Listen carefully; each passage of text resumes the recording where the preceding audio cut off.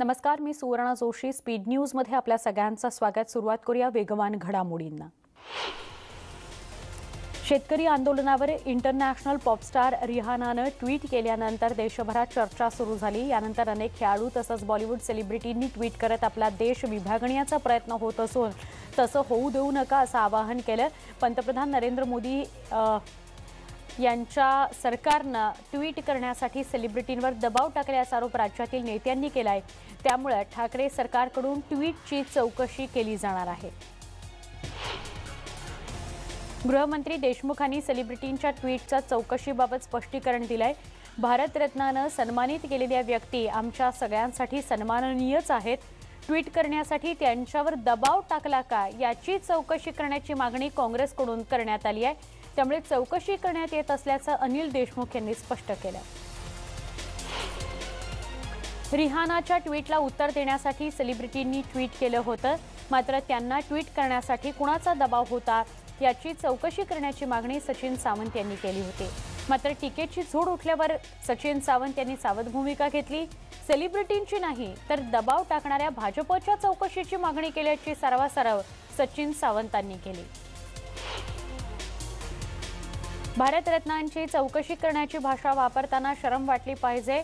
खरं तर चौकशी करण्याची मागणी करणारे आणि ती मागणी मान्य करणारे यांच्या मानसिक स्थितीचीच चौकशी केली पाहिजे अशी सणसणी टीका विरोधी पक्षनेते देवेंद्र फडणवीस यांनी ट्विटरद्वारे केली आहे.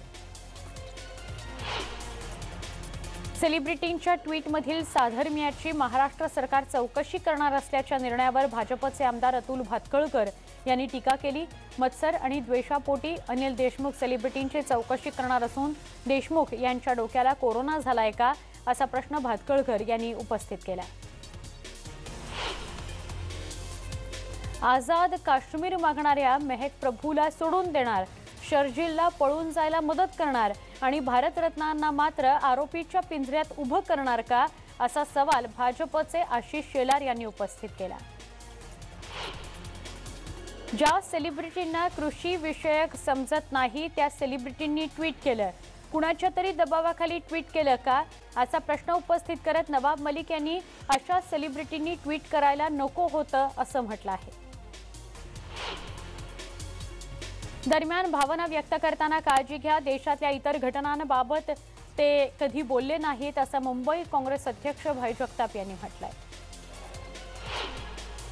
क्रिकेटपटू सचिन तेंडुलकर आणि गानसम्राज्ञी ज्येष्ठ गायिका लता मंगेशकर यांची चौकशी करण्याची काँग्रेसनं मागणी केली. ही मागणीच सगळ्या दिग्गजांचा अपमान करणारी आहे अशी टीका भाजप नेते राम कदमांनी केली आहे. तसंच ही मागणी परत घ्यावी असंही ते म्हणाले. सोलापूर जिल्ह्यातील स्वाभिमानी शेतकरी संघटनेच्या कार्यकर्त्यांचं सचिन तेंडुलकरच्या घराबाहेर निदर्शनं करताना बघायला मिळाले. स्वाभिमानी शेतकरी संघटनेचा प्रदेश प्रवक्ता रणजित बागल यानं हे आंदोलन केलं. सचिन, शेतकऱ्यांसाठी कधी ट्विट करशील असा फलक दाखवत त्यानं निदर्शनं केली. कृषी कायद्याच्या मुद्द्यावरून सरकारवर होत असलेल्या टीकेबाबत पंतप्रधान नरेंद्र मोदी यांनी मौन सोडलंय. पंतप्रधानांनी कृषी मंत्र्यांनी उपस्थित केलेल्या प्रश्नांचा हवाला देत विरोधकांना प्रत्युत्तर दिलं. काँग्रेसचे ज्येष्ठ नेते मनमोहन सिंग यांच्या जुन्या वक्तव्याचा संदर्भ देत पंतप्रधान नरेंद्र मोदींनी काँग्रेसला टोला लगावला. कृषी कायद्यासंदर्भातील भूमिका काँग्रेसनं बदलली असून त्यांनी यू-टर्न घेतला हे असं मोदी भाषणात म्हणाले. कृषी कायद्यांवरून पंतप्रधान नरेंद्र मोदींनी शरद पवारांवरही निशाणा साधला. पाठिंबा देणाऱ्यांनी अचानक यू-टर्न घेतल्याचं मोदींनी यावेळी म्हटलंय. यावेळी शेती कायद्याला पाठिंबा आहे तर मग यू-टर्न का असा सवालही त्यांनी यावेळी उपस्थित केला. आंदोलनासंदर्भात व्यंगात्मक वक्तव्य देणं पंतप्रधान नरेंद्र मोदी यांना शोभत नाही. शेतकऱ्यांच्या आंदोलनाला आंदोलनजीवी संबोधणं हे योग्य नाही. पंतप्रधानांनी आंदोलनाचा सन्मान ठेवायला हवा असं मत शिवसेना नेते संजय राऊत यांनी व्यक्त केलं. पंतप्रधानांचा आंदोलनजीवी हा शब्द अजिबात स्वीकारार्ह नाही. या शब्दातून आंदोलनावर जगणारा असा अर्थ ध्वनित होतो. मात्र शेतकरी हा कोणताही जीवी नाही तर मानवतेला जीवित ठेवणारा महत्त्वपूर्ण घटक आहे असा टोला अशोक चव्हाणांनी लगावला.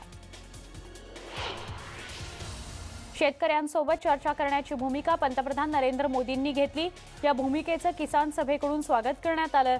किमान आधारभूत किमतीचा कायदा करावा अशी मागणी डॉक्टर अजित नवले यांनी केली।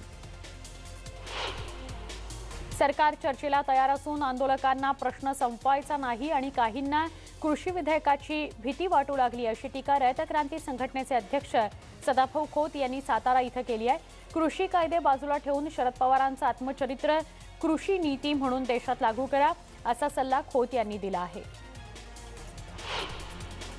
पंतप्रधान नरेंद्र मोदी यांनी हमी भावाविषयी दिलेल्या आश्वासनाचं छगन भुजबळ यांनी स्वागत केलं। मात्र आश्वासन देणं आणि कायदा करणं या दोन्ही स्वतंत्र बाबी आहेत, त्यामुळे शेतकरी कायदा रद्द करून नवा कायदा तयार करावा असं छगन भुजबळ नाशिकमध्ये म्हणाले। नागपुरात भारतीय जनता युवा मोर्चाच्या कार्यकर्त्यांनी उपमुख्यमंत्री अजित पवार यांचा ताफा अडवण्याचा प्रयत्न केला। वाढीव वीज बिल कमी करण्याबाबत निवेदन देण्यासाठी कार्यकर्ते जमले होते। अजित पवारांचा ताफा थांबला होता, मात्र अजित पवार न उतरताच पुढे निघून गेले। मालेगावात काँग्रेसला मोठा धक्का बसला असून काँग्रेसचे माजी आमदार आणि प्रांतिक सदस्य आसिफ शेख यांनी आपल्या कार्यकर्त्यांसह काँग्रेस पक्षाला सोडचिठ्ठी दिली आहे। त्यांनी त्यांचा राजीनामा काँग्रेस पक्षाचे नूतन प्रदेशाध्यक्ष नाना पटोले यांना पाठवला आहे। काँग्रेसचे प्रदेशाध्यक्ष नाना पटोले यांनी भाजपवर टीका केली आहे। केंद्रीय गृहमंत्री अमित शहा एका वर्षांनी बोलत आहेत, याला काहीही अर्थ नाही असं पटोले म्हणाले।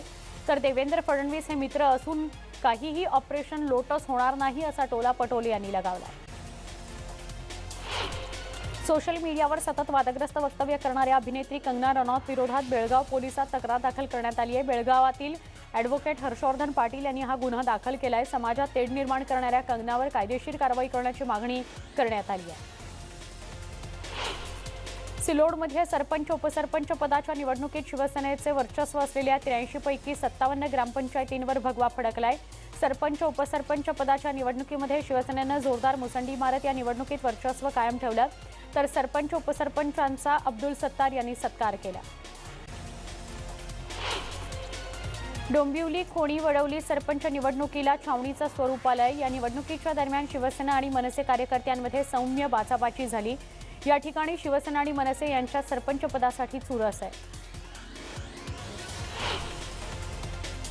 उल्हासनगर जवळच्या म्हारळ ग्रामपंचायतीत मनसेच्या मदतीने शिवसेनेचा सरपंच बिनविरोध निवडून आला।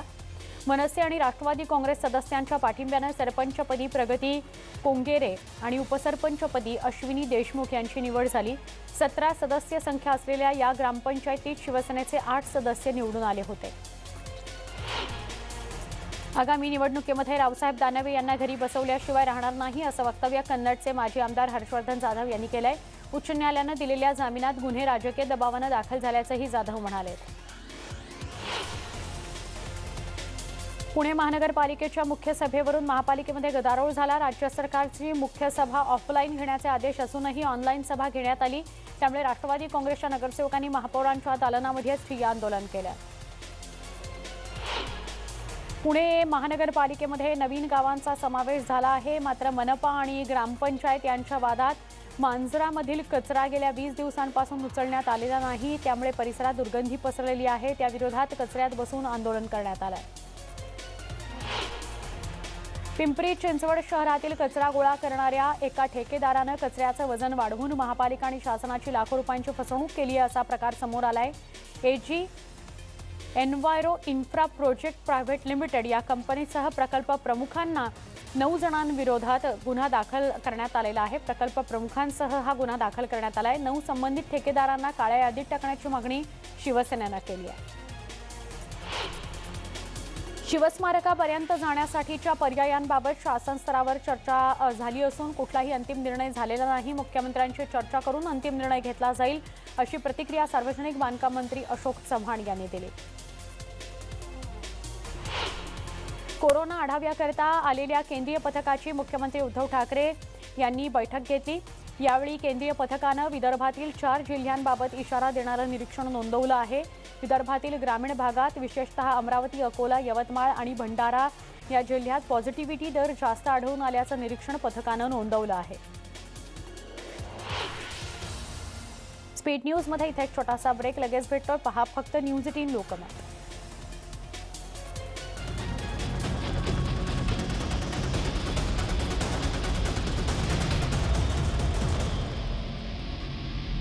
स्पीड न्यूजमध्ये पुन्हा स्वागत. वळूया पुढच्या बातम्यांकडे. क्रीडा विश्वातून बातम्या आहेत. भारत आणि इंग्लंड यांच्यात कसोटी सामना सुरू असून इंग्लंडचा दुसरा डाव 178 धावांवर आटोपला आहे. अश्विनने 61 धावांमध्ये 6 विकेट्स घेतल्या तर नदीमला 2 विकेट्स मिळालेल्या आहेत. दुसऱ्या डावात रूटनं इंग्लंडकडून सर्वाधिक 40 धावा केल्या. भारतासमोर विजयासाठी 420 धावांचं आव्हान होतं. भारताचा स्टार खेळाडू ऋषभ पंतनं सुरू असलेल्या कसोटी सामन्याचं संपूर्ण मानधन उत्तराखंडातील प्रलय बाधितांना देण्याची घोषणा केली आहे. इतरांनीही या बाधितांना सढळ हातानं मदत करावी असं आवाहन ऋषभ पंतनं केलं आहे. वर्णभेदाचा सामना आजही करावा लागतो असं म्हणत प्रसिद्ध नृत्य दिग्दर्शिका रेमो डिसूजा यानं त्याचा अनुभव सांगितलेला आहे. केवळ कलाविश्वच नव्हे तर अगदी लहानपणापासूनच त्याला वर्णद्वेषाचा त्रास सहन करावा लागला आहे असं त्यानं अलीकडेच एका मुलाखतीमध्ये सांगितलं. लहान असल्यापासूनच मला वर्णद्वेषाचा त्रास सहन करावा लागला. लोक माझ्या रंगावरून मला चिडवायचे, माझ्या रंगावर भाष्य करायचे. आजही आपल्या द्वेषात वर्णद्वेष केला जातो हे सत्य आहे असं रेमोनं म्हटलं आहे. मुंबईच्या फोर्ट भागात काल बिग बी अमिताभ बच्चन चित्रीकरण करण्यासाठी आले होते. मे डे असं या चित्रपटाचं नाव आहे. एका विमान अपघातावर हा चित्रपट आधारित आहे. फोर्टमधील ऐतिहासिक अशा एशियाटिक लायब्ररीच्या पायऱ्यांवर रविवारी चित्रीकरण सुरू होतं. सकाळी 7:30 वाजता अजय देवगण फोर्टमध्ये दाखल झाला. त्याच्या पाठोपाठ बरोबर 9:30 वाजता अमिताभ बच्चन दाखल झाले. दुपारी 3:30 पर्यंत चित्रीकरण सुरू होतं. शिल्पा शेट्टी तिच्या डाएट आणि फिटनेससाठी ओळखली जाते. मात्र शिल्पाचा एक नवा व्हिडिओ समोर आलेला आहे. शिल्पा जिलबी आणि गुळाच्या रबडीवर चांगलाच ताव मारते असं बघायला मिळतंय. शिल्पाने हा व्हिडिओ इंस्टाग्रामवर शेअर केलाय. अरे आज तर रविवार आहे इतकं बोलून शिल्पा या पदार्थांचा मनसोक्त आनंद घेताना दिसतेय. या सगळ्या घडामोडींसह स्पीड न्यूजमध्ये इथेच थांबतोय. ताज्या बातम्यांसाठी पहा फक्त न्यूज 18 लोकमत.